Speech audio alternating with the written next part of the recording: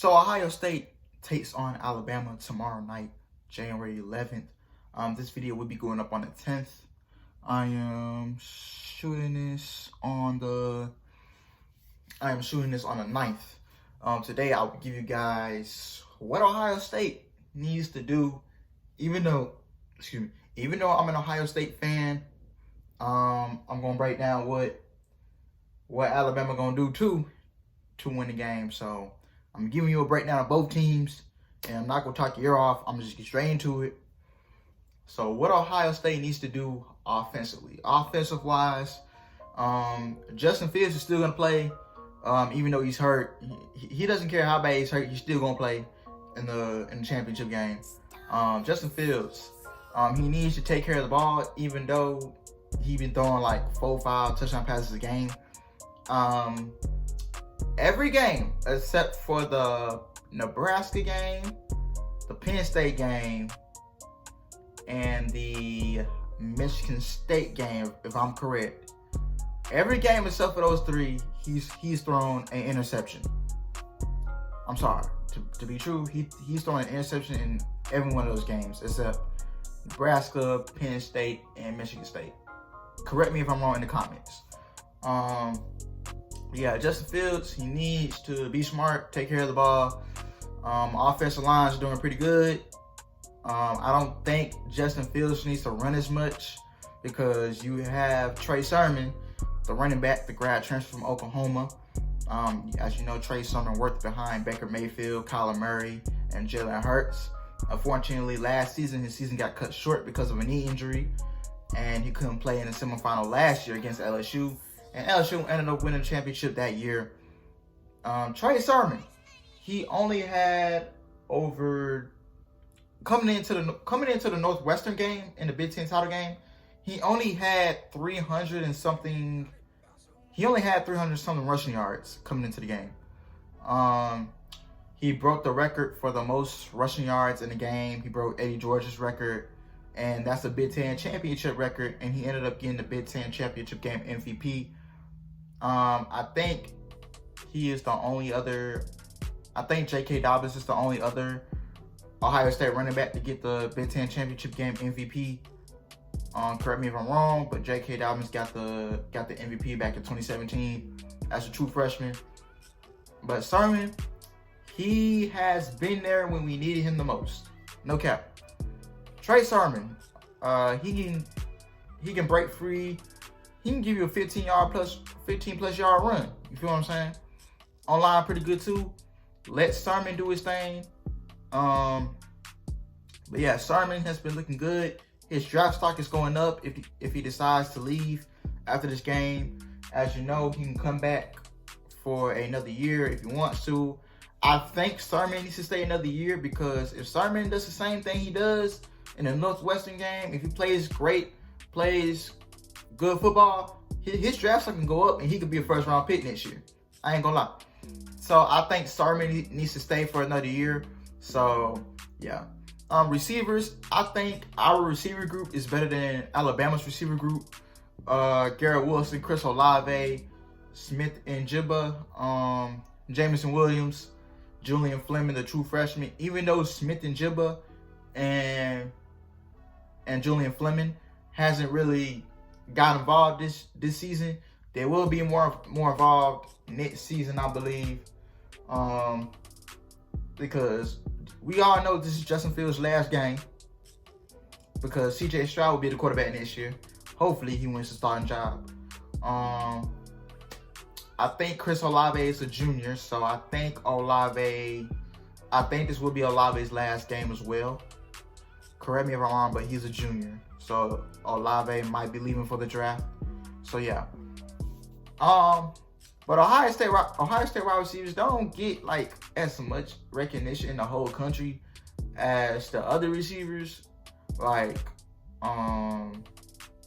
Devontae Smith, Jalen Waddle, Tylan Wallace, George Pickens, and all them. But yeah.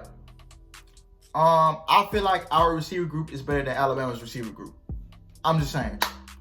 So yeah.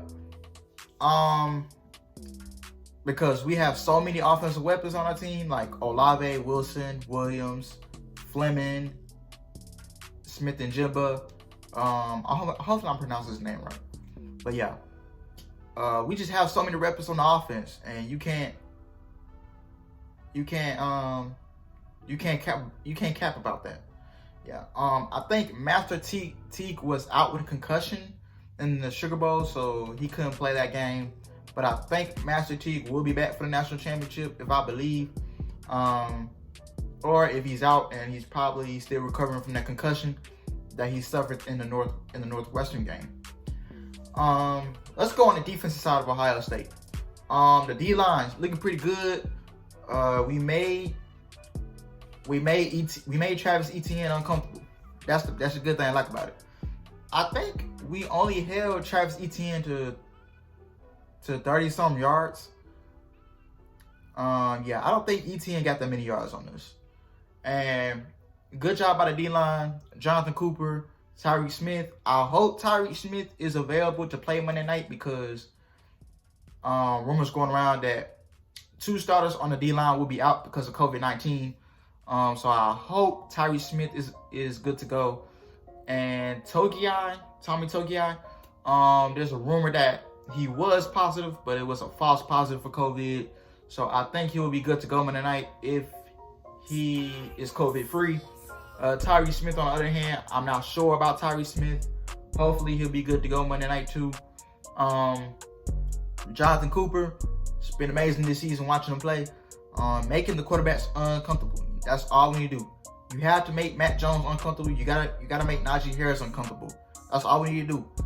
That's the only 2 things the D-line need to focus on: getting Matt Jones uncomfortable and Najee Harris uncomfortable. Because trust me, Matt Jones do not like to be uncomfortable.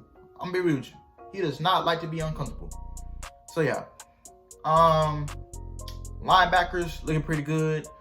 Pete Werner, Borland, they're looking pretty good. I ain't gotta say too much about them. But yeah. The secondary has to be fixed. Josh Proctor, sometimes I just feel like something is off with Proctor. You know what I'm saying? Something be off with Josh Proctor. Yeah. Shaun Wade, he has to play his best game, because Shaun Wade has given up 6 touchdowns. That is the 3rd most in college football this year, as touchdowns given up as a DB, which is 6 touchdowns. So that's like the 3rd most. Disappointing in that. Sevyn Banks, he needs to step up too, because we don't need Devontae Smith having a field day on us. If Shaun Wade do not lock up Devontae Smith as he should, then Devontae Smith will have a field day. What Shaun Wade needs to do, he needs to jam him up. Like, dude, like, you need to play lockdown on Devontae Smith. You gotta jam him up. Like, you can't be giving him, like, you can't give up ground. You know what I'm saying? You can't be giving him all the space. Because if you give space for Devontae Smith will know what to do, and he will capitalize on it. So that's what he needs to do. There are rumors, and this is actually true, that Jalen Waddle will be a game-time decision. Jalen Waddle has been out since October with a leg or ankle injury. Correct me if I'm wrong. But Waddle, there is a possibility Waddle might play, but Waddle would not be 100% if he plays, I believe. I don't think Waddle should risk it. I'm not saying that because I'm scared of Waddle. I'm not saying that. But I don't feel like Waddle should risk it, because, like, what happens if you go out there and you injure the same part of your body? Then what? You know what I'm saying? So I feel like Waddle should sit this one out and then return fresh next season. So yeah. But Devontae Smith, the Heisman winner. Let's go to Alabama offensively. Online's look pretty good. I think for the college football awards, like, most of the Alabama players took the awards. Like, I think Najee Harris is got the running back award. I believe the Doak Walker award, or it was Breece Hall. So you gotta correct me in the comments. But yeah, but Najee Harris will run all over us if we do not do our thing. If we get lost out there, then Najee Harris will run all over us. I'm gonna be real with you. he's going to run all over us because you don't want to know. You don't want to know what Najee Harris did against Notre Dame. Did you see that play? Like, he could hurdle too. Trey Sermon and Najee. They got the best hurdles in college football right now. So yeah. Matt Jones, all he has to do is get Devontae Smith open. He got him. Touchdown. So Matt Jones, Devontae Smith, and Najee Harris. His receivers and Najee Harris are carrying him. So that's all I gotta say. They're carrying him. But yeah. Offensively, they're looking pretty good, not gonna lie. And yeah. Defensively, now, there's only 2 games where Alabama defense has to go through the offense. It was only Ole Miss and Florida. So Ole Miss, they gave him a fight. I'm not gonna lie, they gave him a fight in the 4th quarter. And then Florida, they gave them a fight. Florida tried to come back to try to win the game, but they failed. But yeah, Patrick Surtain, he doesn't get his name called a lot, but I feel like he's probably going to be the first DB taken in the draft because I think Surtain is the best DB in the draft for real. Malachi Moore, he's a slot corner. He's a true freshman. Didn't really see him much in the Rose Bowl. I didn't really look at the Rose Bowl for real, so didn't really see him as much. But he has the most pass broken ups as a slot corner, as a true freshman. He has 11, I think, in college football. So as a true freshman, that's pretty good. I think Malachi Moore will be one of the best corners in college football in about like a year or 2. Like, just watch. Yeah. But defensively, looking pretty good. Dylan Moses, he came back for his senior year after tearing his ACL, which he missed the whole season last year. So yeah, that was really like a downfall for real, like a little bit. But yeah. Yeah, I don't really gotta say too much about Alabama because like they looking pretty good, you know. Everything looking pretty good, yeah. But I feel like Sevyn Banks, Shaun Wade, Josh Proctor, they need to get themselves together. They gotta fix the secondary. Hopefully the secondary gets right for this Bama game because, you know, bro, if the secondary does not get themselves together, you know what Devontae Smith will do? And possibly if Jalen Waddle plays, they're gonna have a field day on this. But I believe in Shaun Wade. I believe in Sevyn Banks. I believe in Josh Proctor. We have a true freshman name. I don't know his first name, but his last name is Ransom. So yeah, yeah, they're looking pretty good. That's all I gotta say about the Ohio State and Bama game. Just breaking down what they need to do to win this game. But y'all know who I'm with, the Buckeyes. Hey, they doubted us in 2014 at the Sugar Bowl. You know what happened? We put a 3rd-string quarterback in, Cardale Jones, because JT Barrett was out, and then I think we had Braxton Miller as another quarterback, and he was hurt. But yeah, and you know what Cardale Jones did? We got Ezekiel Elliott, give him the ball, let Ezekiel Elliott run, he's gone. And then Michael Thomas, yeah, come on now. You know what happened when we upset Bama. So don't count us out again, man. All right, OSU on top, man. Final score, I'm going to go with the Buckeyes, 56, Alabama 42. Simple. Or my second choice, Buckeyes 49, Alabama 42. All right, so I believe we're going to have to drop 40-plus points to win this game. 45 plus the max, for real. But yeah. Hope you guys enjoyed this little quick summary of what Ohio State and what Bama needs to do to win this game.